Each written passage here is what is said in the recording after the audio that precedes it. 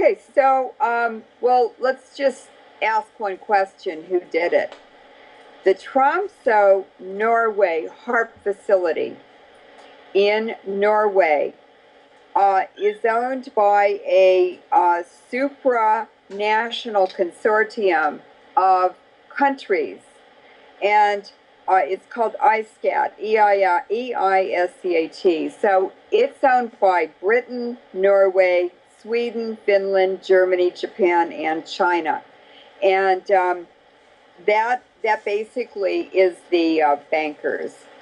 And they are transforming the global economy to they're taking down the Western economy. Fukushima is part of the methodology in order to build up, to pump the middle space, which is China and Russia, for a new global economy. So they have to break down the existing one, and that just happens to be us, unfortunately.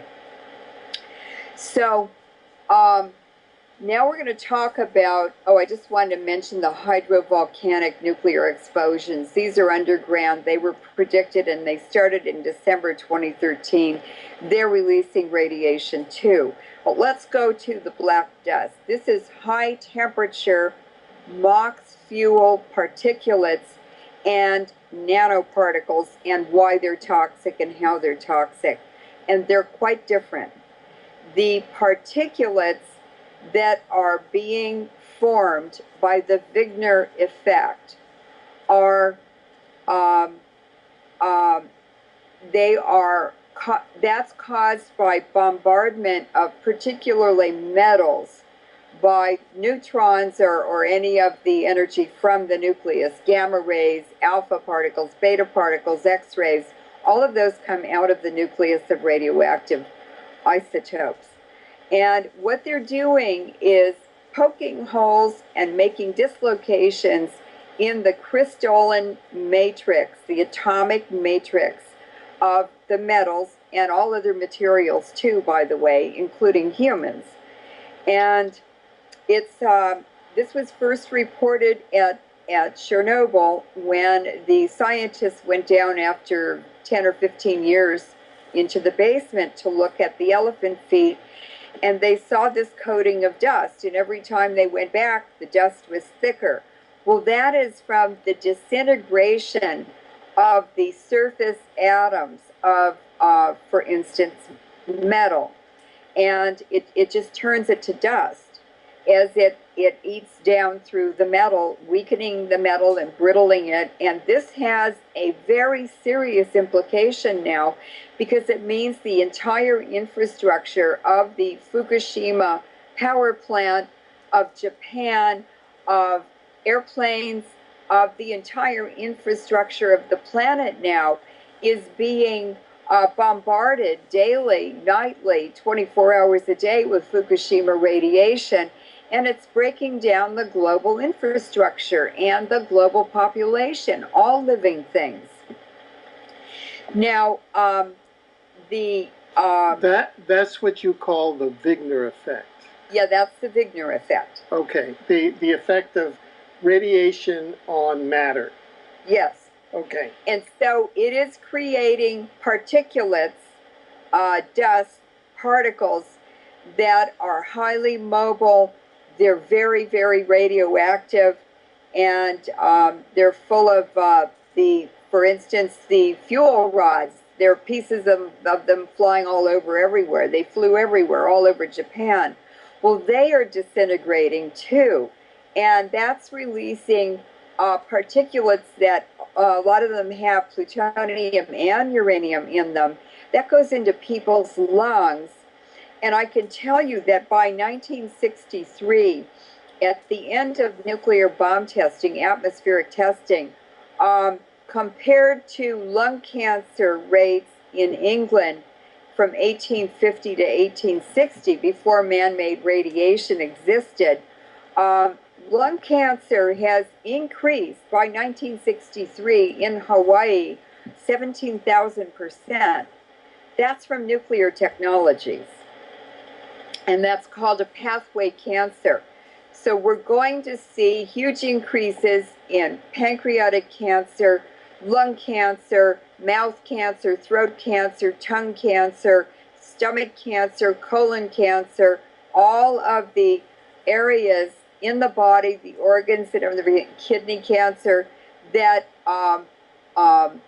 anything carrying food or liquids through the body is going to be damaging the pathway organs and pathways through the body first. And that also, cesium has a horrific effect on the heart. So we have a planet of death and illnesses that is increasing every day. And I don't know what the answer is, but I know that doctors in Japan, yes. No, go ahead. I didn't mean to. I know that doctors in Japan, in the Fukushima area, put their patients and their families on a macrobiotic diet. It's brown rice, miso, umaibashi, which is salty plum paste. You can buy that in a Japanese store, salty plum paste. And tsukomoni, which is pickled vegetables and fruit too, done the traditional Japanese way. And I actually make it in my refrigerator. I buy a little jar or container of probiotic sauerkraut, and then I just pour the juice off, and I use that to start the probiotic process. Now, the doctors who have used that in the Fukushima area report that their families are healthy and their workers are healthy, but anyone on a Western diet is sick, dying, or dead already, just 3 years after the disaster. Now, this is what I was going to intervene with. Do we have any public health data, or is there any data at all that's existing now, or patterns that are coming in, that we can say that there's an increase in mortality or deaths or cancers or impacts of that we could say are attributable to Fukushima at all? Yes, very, very, very good data. It's from the Centers for Disease Control. That's a U.S. official reporting agency. Every county in the U.S. reports to that agency once a week. That's what he used, and you can bet they cheat on what they're reporting, because they do. They're trying to protect the government. But Robert Soltysik, we call him Bobby One, is a statistician, a very good statistician, and he works a lot with epidemiologists. So he spent months crunching the data from the Centers for Disease Control. And by the end of the year 2011, he had calculated, using CDC data, that, with their numbers, it came out to be 53,000 Americans had already died. These are unexplained death rates that increase, and there's no explanation for them, because you look at the last 3 or 6 years, and if you see a steady trend, you know that a huge step increase suddenly in a few months or less than a year is got to be an environmental cause, since it's all over the United States. So he has a website called optimalprediction.com, and he estimates, actually, he said the CDC data isn't that good, and he did not include children, babies, newborns, or spontaneous abortions. I also want to mention the embryos within the first 2 or 3 weeks after conception. Even from low-level radiation exposure, in my studies, 80% of the embryos die from any radiation exposure. Very, very low is it just kills them.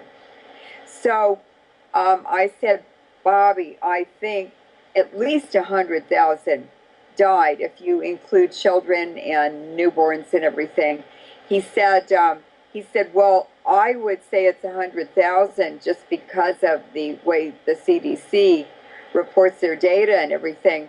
It's very conservative. He said, I would estimate at least 100,000 had died, and that is not including the children, babies, and the pre-birth babies that are still in utero. So they did report on May 6, 2014, in Norway, there's a scientific publication reporting that hot particles from uranium, plutonium, spent fuel were trapped in air filters April 1st to 4th, 2011. And the scientists concluded that this is radiation from the burning or the burning or melted spent fuel and the reactors, the fuel in the reactors. And they said it did not come to Norway across Asia. It came to Norway over the Canadian Arctic or through Canada and the United States. And that would be air masses, the jet stream, whatever. A lot of the air moves from west to east because of the earth spinning and so forth and so on. So yes, we do have data on the death rates. When you look at the regions he analyzed, it illustrates what I always say. The radiation levels that people are being exposed to locally depend on weather and geography. And just because you're on the East Coast or in Florida or Canada, in Halifax or whatever, doesn't mean that you're safe. The radiation levels were even higher in one city in Florida and in Pittsburgh than they were out here in California. So it depends on the geography and the weather, how much rain out, and snow also is very efficient at removing radioactive particles from air masses. Now, we have autoradiographs from Japan showing these hot particles in tree twigs and leaves. We have autoradiograph from soil from a temple in northern Japan, and an autoradiograph, a very famous one by Dr. Mori, of a bird. He laid it on this special radiation sensitive paper. Sometimes you have to leave it there for a month. And you could see that most of these hot particles were on the flight feathers on the wings and in the stomach and gut of the bird because the food it ate was contaminated as well as the water. They have also been reported from individual events in all over the United States, Canada, Europe, Australia. This stuff is all over the place, and it's completely mixed in the whole global atmosphere in 1 year. We have a photograph, scanning electron microscope photo of depleted uranium particulates. That was from 1979. That's in my report.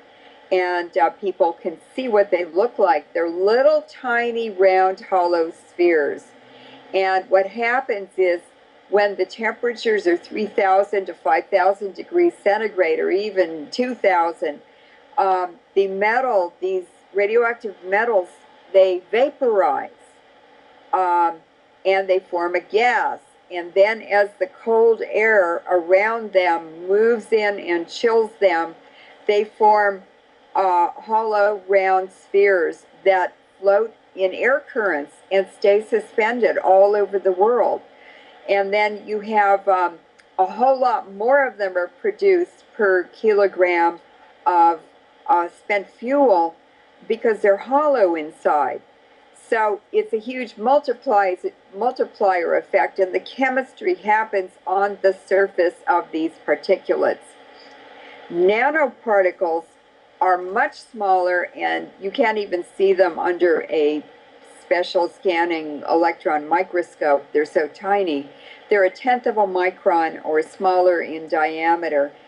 And they have three very, very, very toxic effects. One is the chemical effect.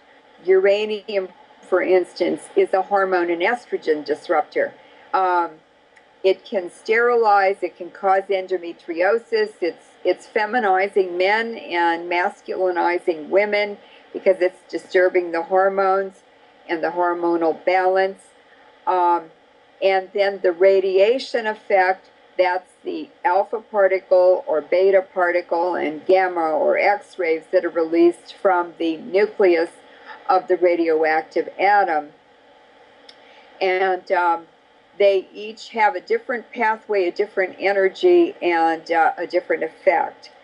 The most devastating effect of nanoparticles, and the Fukushima plant is producing huge volumes of nanoparticles because the heat is so high. And that effect is called the catalytic or enzyme effect, nonspecific catalyst, nonspecific enzyme. And those are carried in the cholesterol and lipids in the blood.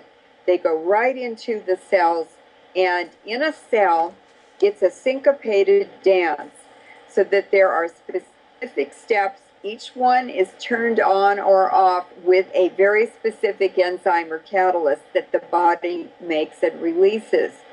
And these nanoparticles are non-specific, so they go in like throwing wild cars or fairy dust, toxic fairy dust, into the cell, and they cause all kinds of dysfunction because things are turning on and off, and it'd be like letting a whole bunch of small kids in a room with light switches all over the room, and they'd be turning them on and off and making the room really crazy with the light. Well, that's what the nanoparticles do in the cell. Now, let me ask you, because we're moving along in this segment. We've discussed, and you've written about, that the purpose of this Fukushima, let's call it weapon of mass destruction, is an intentional depopulation and ecocidal mission to depopulate the planet, to reduce the population, and that even the weather warfare capabilities of HAARP are used to move the radiation around intentionally. Could you talk about that with more precision and link it in with the recent discoveries that you've made with this new Wigner effect, and give us more of a sense of the dynamics of how these controllers have been using Fukushima as a weapon of mass destruction in a way that neither the media, so that the media and the world population are not aware of what's happening. They're not allowed to talk about it either. Yeah. General Electric and Westinghouse own ABC and NBC. So the media is controlled by them. The corporations control them. It's a huge cover-up. But let's go back to Oak Ridge Nuclear Weapons Lab in Tennessee. This is kind of where it started. And it's where a scientist named Dr. Wigner came in around World War II from the Vienna School. He was part of the sort of the Habsburg territories, the Austro-Hungarian Empire, the Holy Roman Empire before that. And this is where many of these scientists came from who are involved in these depopulation programs. Edward Teller, for instance, came from Hungary. He had a Rockefeller fellowship before he was a grad student in Hungary when he got that. And he came through Niels Bohr's lab in Copenhagen and got a helicopter ride into Washington, D.C. Okay, Edward Teller ended up being called Dr. Strangelove for very good reasons. He loved bombs. He loved the hydrogen bomb. He loved destroying people and things. Basically, he was a psychopath. And he's the one who came up with the plan to dump the fluoride from the uranium enrichment process and depleted uranium into the U.S. public drinking supply. Now, people believe that his philosophy was that dilution is the solution to pollution. But in fact, when you put him together with Wigner, who studied the biological and the other effects of radiation on metals, which is to turn everything into dust, break the bonds of the molecules and so forth. He was at Oak Ridge, and he had a number of Viennese or Austrian scientists who were always also sent there in World War II as refugees. And one of them, after he'd worked at Oak Ridge in the radiation field, he was hired as CEO of Monsanto. So the Monsanto food modification, genetic modification, is sandwiched in and carefully interacts with the radiation effects that Wigner described, and the fluoride and other chemicals that they're putting in drinking water now, that Teller was the father of that program. So that's pretty much most of these depopulation eugenics programs, even going back to the 1500s, came out of the Habsburg Empire, the Austro-Hungarian Empire. So, so there are those three interacting. It's a ternary weapon system where 1 + 1 + 1 on their own, they're not so bad, or they have modest effects. But when you put them together and people are ingesting those and inhaling them and everything, there's a huge multiplier effect, so you can use less and get a higher kill rate.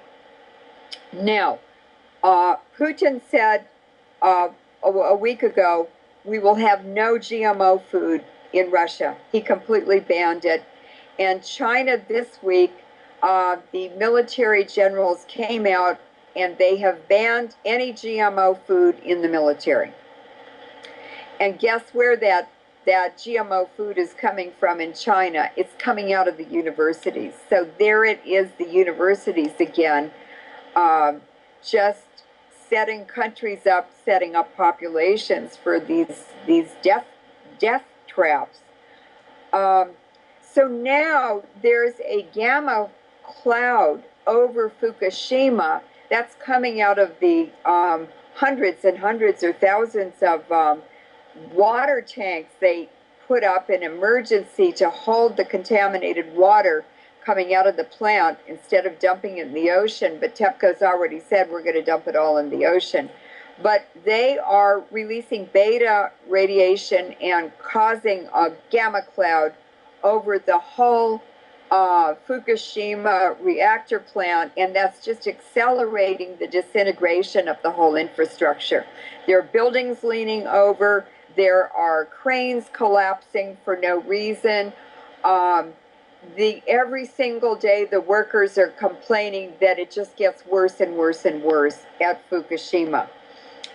The Bremsstrahlung effect is from neutrons slowing down, and they release energy that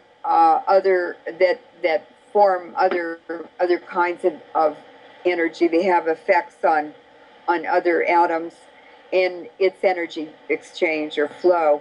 Now, the airline industry is right now, it's the first industry that I've been able to track or identify that is really having a lot of trouble more and more every day with the Wigner effect, weakening metals. And what happened is at the beginning of 2014 or the end of 2013, planes flying across the Pacific, which is the most contaminated area because of the Fukushima constant releases.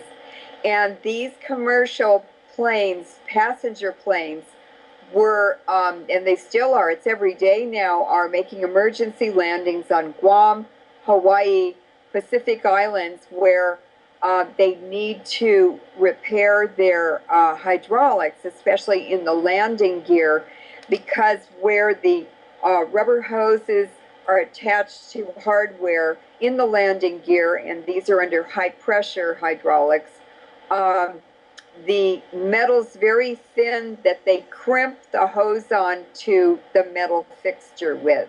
And because the metal's very thin, the Wigner effects have a greater effect than on thick pieces of metal and much faster. We also know that 14 military jets at the Kadena Air Base in Okinawa have been losing pieces in midair. Pieces of the military jets are just falling off the plane while they're flying around. And 4 of them lost windshields. The jet pilots had to land those planes without windshields. The spent fuel pools, the rods, are in very dangerous condition. There are indications that these neutron pulses are happening frequently, releasing more neutrons and more radiation and fission products and Wigner dust and everything into the global atmosphere. And there's a video, TEPCO, from their perimeter camera in my article at the very end of it. And these workers are removing, very, very dangerous job. They're removing spent fuel rods and also the new MOX fuel rods from the fuel pools in reactor 4. The U.S. ordered them to do this last summer. And they're standing there with a crane putting the rod assemblies into dry casks for dry cask storage. And right behind them, there's 6 workmen there, right behind them, one of the 5 cranes in the background just slowly collapses onto the ground. What if that had happened to, what if that had happened in, while they were using it, what if they'd been using it on that operation? It just would have been another nuclear disaster. Now, what I forgot to say about the Japanese airline schedules, the domestic airlines, there's Vanilla, I've forgotten what all the names are.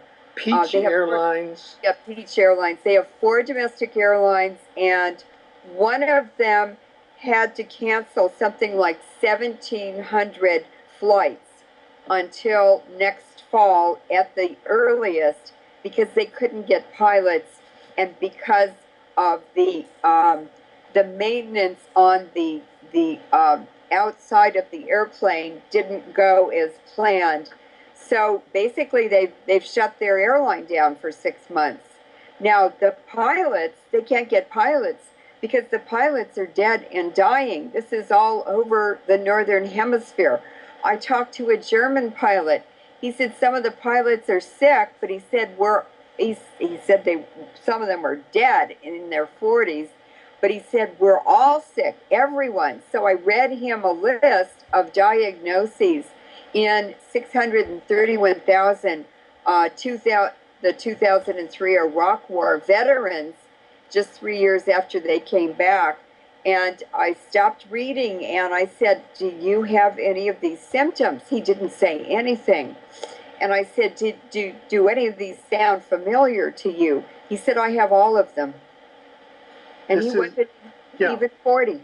Yeah, so this is clearly a workplace hazard Because Yes. being so many Now